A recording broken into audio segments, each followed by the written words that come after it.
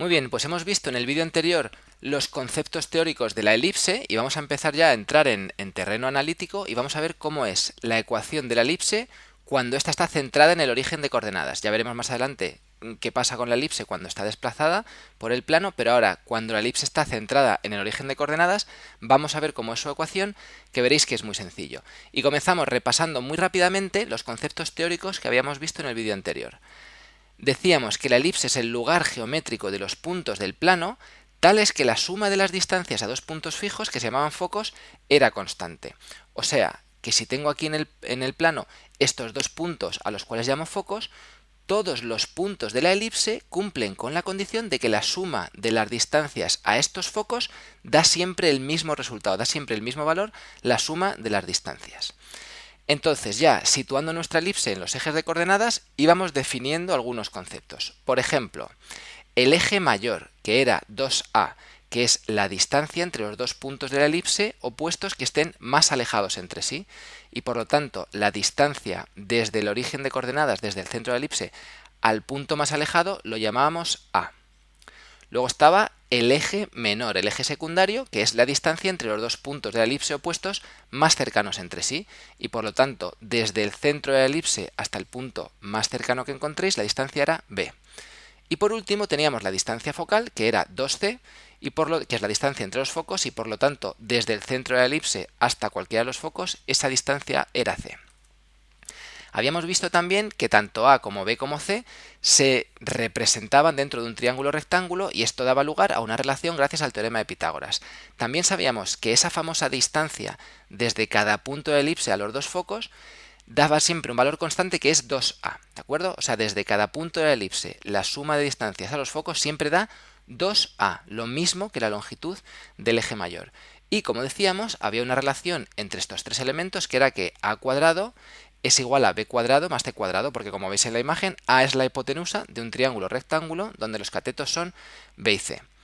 Y por último habíamos hablado de la excentricidad, que era la relación entre c y a. Dividir c entre a es la excentricidad, y como c es un valor menor que a, lo podéis ver que c siempre es un cateto y a es la hipotenusa, pues la excentricidad siempre da un resultado entre 0 y 1, 0, algo. Venga, pues ya que hemos repasado estos conceptos teóricos, vamos ya con la ecuación de la elipse centrada en el origen de coordenadas, que es tan sencilla como esto. Fijaos, es x cuadrado partido de a cuadrado más y cuadrado partido de b cuadrado es igual a 1. Es decir, es una estructura que se parece un poquito a la ecuación de la circunferencia, solo que esta tiene denominadores. Y los denominadores me resultan muy útiles porque gracias a los denominadores voy a identificar el valor de a y el valor de b. En concreto, lo que vemos en los denominadores es a al cuadrado y b al cuadrado. Si recordáis la ecuación de la circunferencia centrada en el origen, era de esta manera, x cuadrado más y cuadrado es igual a r cuadrado. O sea, no tenía denominadores, pero es verdad que tampoco era igual a 1. Era igual a un valor que a mí me servía para saber el radio de la circunferencia, porque yo ahí lo que veo es r al cuadrado, el valor de la circunferencia al cuadrado. Bueno, pues en la elipse tiene que estar igualado a 1, pero tiene denominadores que son los que me dan el valor de a y de b, del semieje mayor y el semieje menor. ¿De acuerdo? Entonces, ahora que conocemos estos elementos, mirad qué sencillo sería un ejercicio en el que me dicen representa esta elipse y me ponen x cuadrado partido de 25 más y cuadrado partido de 16 es igual a 1. Bueno, lo primero, en cuanto veamos esto, tenemos ya que saber identificar que esto es una elipse y no una circunferencia, por ejemplo, aunque aquí me lo han dicho, aunque no me lo dijeran, estáis viendo que esto está igualado a 1 y que tiene denominadores. Entonces tenemos que saber que es una elipse. Como es una elipse, sé que los denominadores me dan el valor de a cuadrado y de b a cuadrado. O sea que si en el primer denominador pone 25, entiendo que eso es a al cuadrado, o sea que a vale 5. Y si el siguiente denominador pone 16, que sé que es b al cuadrado, pues entiendo que b es 4. Así que teniendo ya los valores de a y de b, puedo empezar a intentar representar la elipse.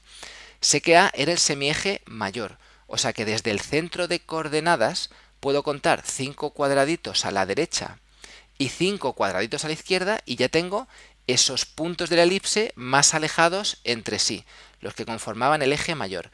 Y como b es igual a 4, pues desde el origen de coordenadas cuento 4 para arriba y 4 para abajo y ya tendría los dos puntos opuestos de la elipse más cercanos entre sí. Me falta saber dónde estarían ubicados los focos. Y para eso me acuerdo de la relación que dice que a cuadrado es igual a b al cuadrado más c al cuadrado. Tengo a y b, pues puedo sacar c. O sea, 5 al cuadrado es igual a 4 al cuadrado más c al cuadrado. 25 es igual a 16 más c al cuadrado. Ese 16 lo puedo mandar a otro lado restando y entonces me sale que c cuadrado es 9.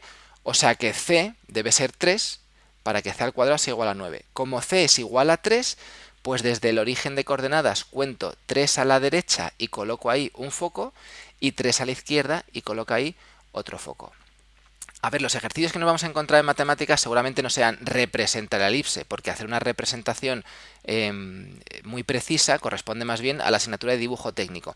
Pero aquí, que lo voy a hacer yo con ordenador, me sirve para ver con qué sencillez a través de la ecuación de la elipse podemos identificar A, B y C. Luego la elipse pues tendría una forma más o menos así, ¿vale? Esto lo podéis hacer a mano o si os piden más precisión, pues ya utilizáis alguno de los métodos de dibujo para representar elipses.